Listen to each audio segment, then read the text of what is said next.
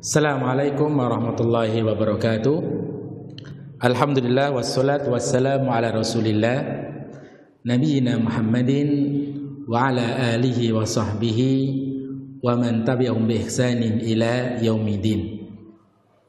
Alhamdulillah, kita dapat kembali untuk melanjutkan pelajaran kita, dan kita masuk pada pasal yang ke-6 dari kitab Mukhtarat pada halaman yang ke-25, yaitu pasal yang ke-6 ini yaitu membahas tentang al-isim bin nadhar ila tarkibihi.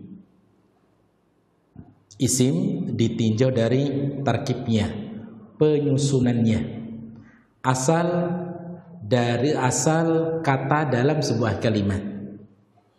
Dan pembahasan ini tidak kalah pentingnya dengan pembahasan pelajaran yang sebelumnya, karena ini adalah merupakan hal yang paling terpenting pada pembahasan ilmu nahwu, yaitu pelajaran tentang asal dari sebuah kata. Asal dari sebuah kata. Kemudian yang kedua, bagaimana cara kita melafadzkannya, bagaimana cara kita mengucapkan lafadz tersebut.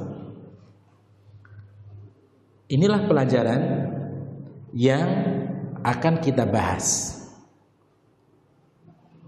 Maksudnya adalah pelajaran kita kali ini akan membahas tentang masalah asal dari sebuah kata, kemudian bagaimana cara kita melafadzkan kata tersebut. Oleh karena di sini isim ditinjau dari tarkibnya, penyusunannya terbagi menjadi dua. Yang pertama adalah disebut dengan isim jamid.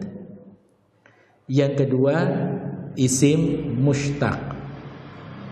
Yang pertama isim jamid, yang kedua adalah isim mushtaq. Apa itu isim jamid? Isim jamid adalah isim yang tidak disusun dari selainnya. Isim jamid dikatakan dengan isim jamid abstrak atau isim yang tidak terambil dari kata lain. Itu isim jamid. Dia tidak mempunyai bentuk pecahan kata lain. Itulah isim jamid. Isim jamid adalah isim yang tidak tersusun dari kata yang lain, tidak tersusun dari kata selainnya. Ya, memang sudah seperti itu bentuk lafadznya dan bentuk katanya seperti itu. Oleh karenanya, untuk mengetahui bentuk-bentuk isim jamid adalah dengan cara menghafalkan kosakata pada isim jamid. Bentuk-bentuk isim jamid dengan cara menghafalnya. Salah satu di antara contoh isim jamid di situ adalah kata mauzun, yang punya arti pisang.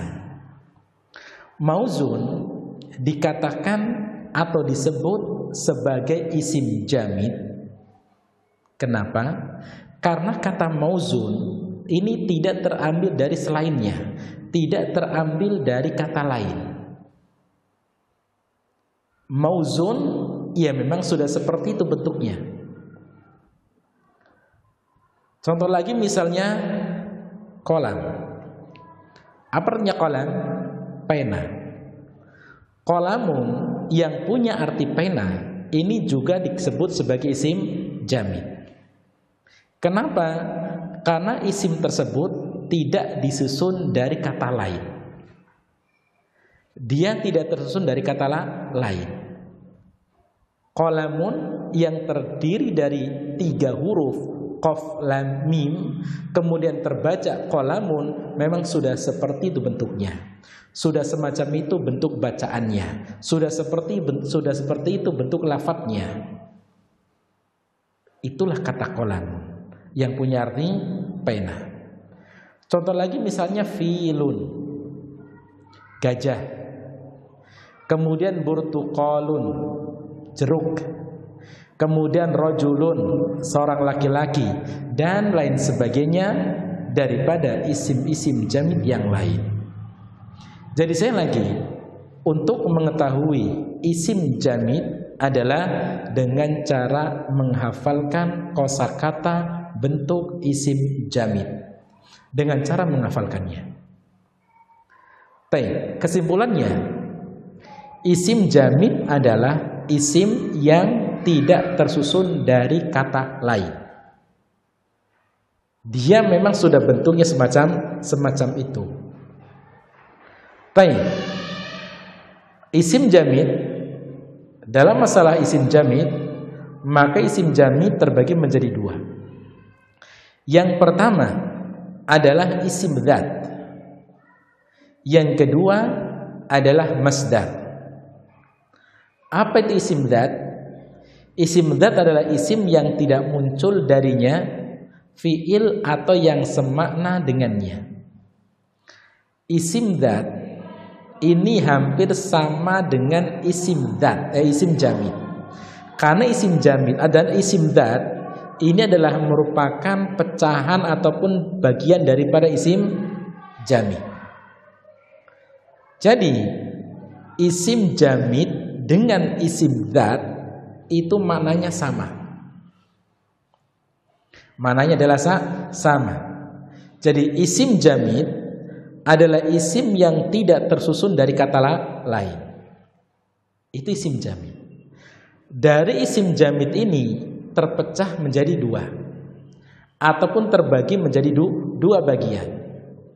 Yang pertama adalah isim dzat. Apa itu isim dzat? Isim dzat adalah sebuah isim yang tidak tersusun darinya fiil atau yang semakna dengannya. Itu isim dzat. Isim dzat adalah isim yang tidak muncul darinya fiil ataupun yang semakna dengannya. Dan itulah pengertian isim dzat. Isim dzat itu cirinya adalah isim dzat adalah dapat diketahui bendanya. Itu isim dzat. Jadi isim dzat adalah hampir maknanya sama dengan isim jamid. Karena isim dzat merupakan bagian daripada isim jamid. Bedanya kalau isim dzat adalah isim yang dapat diketahui bendanya, itu isim dzat. Contoh qalamun ini adalah isim jamid dari jenis isim dzat.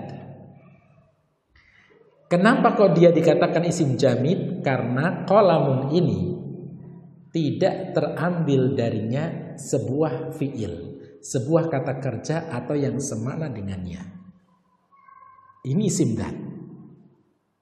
Mauzun artinya pisang. Ini juga isim dzat atau isim jamid dari jenis isim dzat. Kenapa? Karena mauzun adalah sebuah kata yang tidak tersusun dari lafaz apapun, sebuah kata yang tidak tersusun dari kata lain.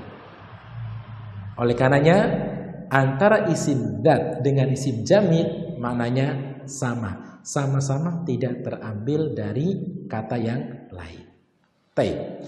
Contohnya di situ adalah hayawanun, hewan, rojulun, seorang laki-laki, syajaratun, pohon, jabalun, gunung, nahrun, sungai. Makanya contohnya itu sama. Antara isim dzat dengan isim jamid ini contohnya sama. Yang kedua adalah masdar. Isim jamid yang kedua adalah masdar. Masdar adalah isim yang hanya diketahui maknanya tetapi tidak kelihatan bendanya. Isim jamid atau isim dzat dengan masdar ini adalah merupakan dari bagian isim jamid. Satu. Yang kedua, perbedaan antara isim dzat dengan masdar adalah kalau isim dzat, isim yang tidak terambil dari kata lain dan diketahui bendanya, ada wujudnya, ada bendanya, ini isim dzat. Masdar sama, yaitu sebuah isim yang tidak terambil dari kata lain, namun dia tidak mempunyai wujud, tidak mempunyai bentuk, tapi hanya dapat diketahui maknanya. Jadi di sini isim dzat dengan masdar ada sisi kesamaan dan ada sisi perbedaan. Kesamaan antara isim dzat dengan masdar adalah sebuah kata yang sama-sama tidak terambil dari kata lain. Itulah kesamaan antara isim dzat dengan masdar. Perbedaannya antara masdar dengan isim dzat, kalau isim dzat adalah sebuah kata yang tidak terambil dari kata lain, sebuah kata yang tidak tersusun dari kata lain, namun terlihat bendanya, ada bentuk bendanya. Rajulun, isim dzat. Kenapa? Kan ada bendanya, ada bentuknya. Burtuqalun, isim dzat. Kenapa? Tidak terambil dari kata lain dan ada wujudnya, ada bendanya. Itulah isim dzat. Masdar adalah isim yang tidak terambil dari kata lain, namun tidak memiliki benda, tidak memiliki wujud, tidak memiliki zatnya, tapi hanya dapat diketahui maknanya. Itulah masdar. Jadi kalau masdar adalah isim yang tidak terambil dari kata lain, hanya dapat diketahui maknanya tapi tidak pada bendanya. Contoh, pertolongan. Contoh pada kata pertolongan, nasrun, pertolongan. Pertolongan ini masdar. Pertanyaannya adalah benda, bentuk dari atau benda dari pertolongan ini seperti apa? Kita tidak mengetahuinya. Seperti apa bentuk zat daripada pertolongan. Tapi kita tahu dari mananya, mana sebab pertolongan kita dapat mengetahuinya. Contoh lagi misalnya perkumpulan. Perkumpulan. Kata perkumpulan, bendanya seperti apa? Kita tidak mengetahuinya. Benda dari perkumpulan seperti apa tidak tahu. Tapi kita tahu maknanya. Dan itulah yang disebut dengan masdar. Dan itu adalah masdar. Maka kesimpulannya adalah antara isim dzat dengan masdar, yang pertama adalah sama-sama dari isim jamid. Masdar dan isim dzat sama-sama dari isim jamid. Sama-sama dari sebuah kata yang tidak terambil dari kata lain, sebuah kata yang tidak tersusun dari kata lain. Inilah isim dzat dan masdar. Yang kedua, isim dzat dapat diketahui maknanya dan dapat diketahui bendanya. Ini isim dzat. Masdar tidak dapat diketahui bendanya, tapi hanya dapat diketahui maknanya. Itu adalah masdar dan isim dat. Kemudian contohnya di situ khurujun, keluar, rujuun, kembali, syira'un, pembelian, ilmu, fiqhun, pemahaman. Maka ini adalah merupakan salah satu di antara contoh-contoh untuk masdar. Contoh lagi tadi istighfarun, pengampunan, ikramun, pemuliaan, nasrun, pertolongan, khudurun, kehadiran. Maka semuanya ini adalah merupakan masdar. Kenapa? Karena dia adalah sebuah isim yang hanya dapat diketahui maknanya, namun tidak dapat diketahui bendanya. Inilah masdar. Tayyib. Kemudian masdar adalah asal semua fiil dan isim mushtaq. Masdar adalah merupakan asal dari semua kata kerja dan semua bentuk isim mushtaq. Itulah masdar. Kenapa? Karena masdar ini adalah merupakan sumber. Masdar adalah sumber dari semua kata. Itulah masdar.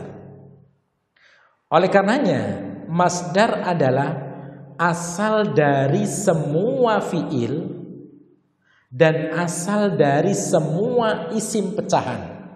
Isim yang mushtaq ini namanya isim pecahan. Baik, kalau kita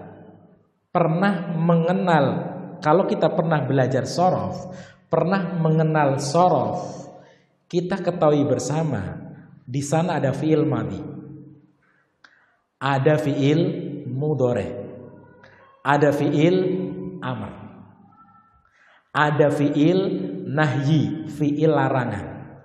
Jadi keberadaan fiil madhi, keberadaan fiil amr, keberadaan fiil mudhari, keberadaan fiil nahyi adalah bersumber dari masdar. Mereka bertiga, kata kerja telah lampau fiil madhi, kata kerja sedang atau akan atau fiil mudhari, kata kerja perintah, ketiga fiil ini adalah terambil dari yang namanya masdar. Baik. Kemudian juga kita kenal, kalau kita belajar sorof, kenal yang namanya isim fa'il. Ikut wazan fa'ilun kalau 3 huruf. Kita kenal yang namanya isim maf'ul, maf'ulun kalau dari 3 huruf. Kita kenal yang namanya isim makan, maf'alun. Kita kenal yang namanya isim zaman. Kita kenal yang namanya isim alat pada ilmu sorof. Maka ini disebut dengan isim yang mushtaq. Dan isim-isim yang kita sebutkan tadi berasal dari masdar. Bersumber dari masdar. Jadi gambarannya adalah begini. Gambarannya masdar ada fiil madhi, ada fiil mudhari, ada fiil amr. Baik. Ketiga bentuk fiil ini, fiil madhi, fiil mudhari dan fiil amr, terambil dari yang namanya masdar. Kenapa? Karena masdar adalah merupakan asal dari semua fiil. Apapun jenis fiilnya, apapun bentuk fiilnya, maka terambil dari yang namanya masdar. Fiil madhi terambil dari masdar, Fi'il mudhari terambil dari masdar, fi'il amr terambil dari masdar. Thayyib.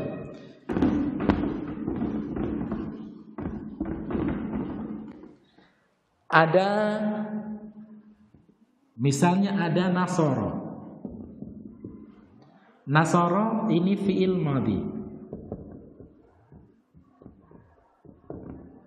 Ada yansuru. Ini fi'il mudhari. Kemudian ada unsur. Ini fi'il amr. Baik.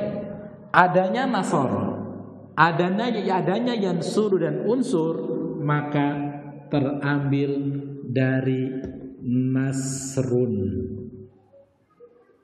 Dia adalah terambil dari kata nasrun, yaitu masdar. Maka nasoro terambil dari nasrun, yansuru terambil dari nasrun, unsur terambil dari nasrun. Jadi nasoro, yansuru, unsur merupakan dia terambil dari nasrun, masdar. Oleh karenanya masdar adalah asal dari semua fi'il, baik itu fi'il madhi, fi'il mudhari ataupun fi'il amr. Dan itu yang dimaksud dari pada bahwasanya masdar adalah asal dari semua fi'il, apapun bentuk fi'ilnya. Itu yang pertama. Yang kedua, masdar juga asal dari semua isim mushtaq. Baik. Kalau kita belajar ilmu shorof dalam tasrifan, kita kenal yang namanya nasirun. Nasirun ini isim fa'il, ikut wazan fa'ilun. Kemudian kita kenal yang namanya mansurun. Mansurun ini isim maf'ul, artinya yang di. Nasirun yang nasirun yang menolong, mansurun yang ditolong. Baik. Kemudian kita kenal yang namanya mansurun. Mansurun ini merupakan isim zaman, waktu menolong, atau isim makan, tempat menolong. Kemudian kita kenal yang namanya minsorun. Minsorun di sini artinya alat, isim alat untuk menolong. Maka ini semua lafaz ini nasirun, mansurun adalah disebut dengan isim mushtaq. Isim mushtaq, isim pecahan. Nah, dari manakah nasirun ini terambil? Dari manakah mansurun ini terambil? Dan dari manakah mansurun ini terambil? Dan minsorun ini juga terambil. Dari manakah mereka ini semua? Mereka ini semuanya adalah terambil dari masdar. Dari kata nasrun. Nasirun terambil dari nasrun, mansurun terambil dari nasrun, mansurun terambil dari nasrun, minsorun terambil dari nasrun. Dan ini yang dimaksud dengan masdar adalah asal semua isim mushtaq. Asal semua pecahan ini terambil dari yang namanya masdar. Jadi munculnya nasirun dari nasrun, munculnya mansurun dari nasrun, munculnya minsorun dari nasrun, yang merupakan dia adalah masdar. Oleh karenanya masdar adalah sumber dari sebuah fiil dan sumber dari sebuah isim yang mustaq. Keberadaan fiil dan keberadaan isim mustaq terambil dari masdar. Baik. Jadi itu. Baik. Kemudian macam-macam masdar dan cara menyusunnya adalah sebagai berikut. Baik. Kita akan pelajaran ini untuk masdar. Kita hanya sekedar ingin membacakan saja. Kenapa? Karena pembahasan masdar nanti akan kita bahas pada babnya, yaitu berkaitan dengan shorof. Dan ini hanya sekedar pengenalan saja untuk masdar. Lebih lanjutnya nanti kita akan belajar tentang masalah shorof yang berkaitan tentang masdar semuanya. Baik. Masdar, macam-macam masdar dan cara penyusunnya adalah sebagai berikut. Yang pertama, masdar yang fiilnya 3 huruf. Masdar yang fiilnya 3 huruf. Dari masdar ini terambil sebuah kata kerja yang 3 huruf. Dari masdar terambil dari masdar ini fiil yang 3 huruf. Makanya kalau masdarnya yang terbuat dari fiil yang 3 huruf, cara menyusunnya tidak memiliki kaidah khusus. Maka di sini hanya akan disampaikan beberapa kaidah yang sering digunakan. Baik. Jadi begini. Pembentukan masdar kalau dari fiil yang 3 huruf tidak memiliki kaidah dan tidak memiliki wazan tertentu. Tidak ada. Tidak harus ikut wazan ini. Tidak. Maka karena untuk masdar dari fiil yang 3 huruf tidak memiliki kaidah, tidak memiliki wazan tertentu, maka yang pertama, cara mengetahuinya adalah yang pertama harus banyak membaca kitab. Dengan banyaknya kita membaca kitab, maka di situ nanti kita akan menjumpai bentuk-bentuk masdar yang terambil dari fiil yang 3 huruf. Yang kedua, kita harus melihat kepada komusnya. Kita harus melihat komusnya. Dari komus itulah nanti kita akan mengetahui bentuk bacaan masdar fiil yang 3 huruf. Oleh karenanya dalam masalah ini, dalam pelafatan masdar dari fiil yang 3 huruf, kita harus lapang dada istilahnya. Kita harus legowo istilahnya. Maksudnya apa? Kita harus lapang dada ketika ada seseorang melafatkan bentuk masdar dari fiil yang 3 huruf namun ternyata tidak sesuai dengan apa yang kita bayangkan. Maka kita harus husnudzon. Kita harus mengedepankan husnudzon ketika kita mendengar seseorang melafatkan bentuk masdar dari fiil yang 3 huruf namun tidak sesuai dengan apa yang kita inginkan. Loh kenapa? Karena pembentukan masdar dari fiil yang 3 huruf tidak memiliki kaidah, tidak memiliki wazan tertentu. Tidak punya kaidah. Hanya saja ada beberapa wazan yang sering kita jumpai, yang sering digunakan dalam sebuah kalimat, itu pun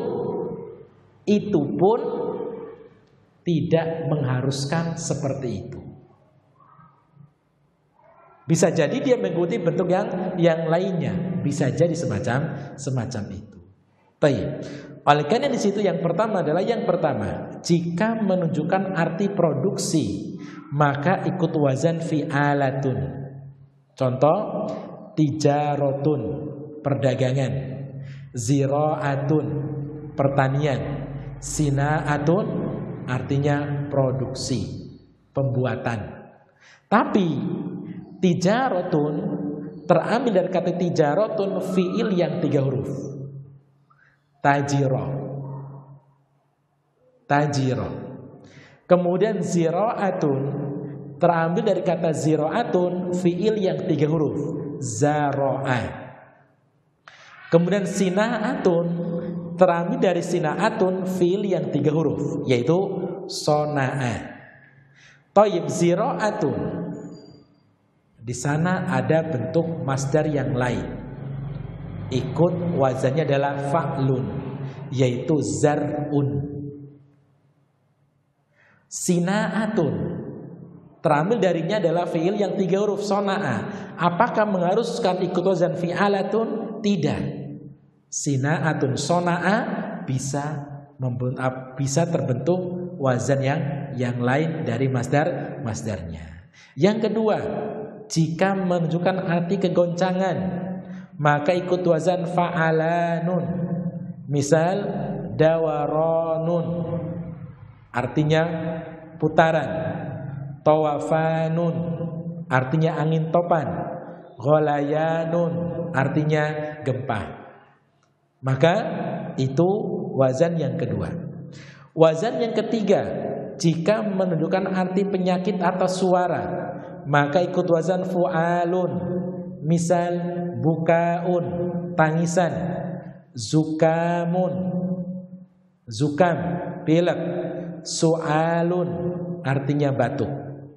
Kemudian yang keempat, jika ikut wazan, jika warna maka ikut wazan fu'latun. Misal humratun, merah, sufratun, kuning, khudratun artinya hijau. Maka ini adalah bentuk-bentuk masdar dari fi'il yang 3 huruf. Sekali lagi, kita di sini hanya sekedar membacanya dan tidak banyak keterangan yang kita sampaikan karena pelajaran ini nanti akan kita pelajari, akan kita ulangi pada pembahasan pelajaran sorofnya. Pertemuan kali ini kita cukupkan sekian. Semoga bisa bermanfaat dan bisa dapat difahami. Dan akhiru da'wana anilhamdulillahirabbil alamin. Wassalamualaikum warahmatullahi wabarakatuh.